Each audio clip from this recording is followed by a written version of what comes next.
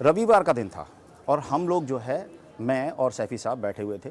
वहाँ से लोग शोर मचाते हुए आए। एक मॉब, बहुत काफ़ी सारी भीड़ थी जो पहले से ही ऑलरेडी बाहर शोर मचा रही थी और पत्थर मार रही थी।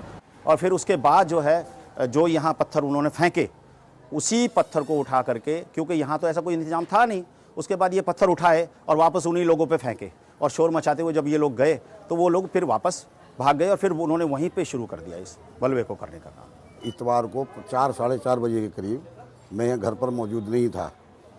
दंगाइयों ने उधर से आकर के मेरे मकान के ऊपर पत्थरबाजी की, जिसके देख सकते हैं आप, उसके पत्थर सत्तर तोड़े, वो कहें शीशे वगैरह तोड़े ताड़े। जो दंगाई थे वो कुछ उधर के थे, कुछ इस साइड के थे।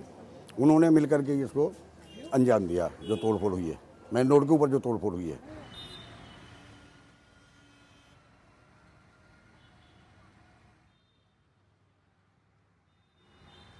हमने जो है जी 20-20 आदमियों की, 20 मोमडन 20 हिंदुओं की कमेटी बनाई और हर गली में गली गली घूमे और लोगों को समझा कि इससे डरने की कोई ज़रूरत नहीं है, अफवाह से दूर रहो।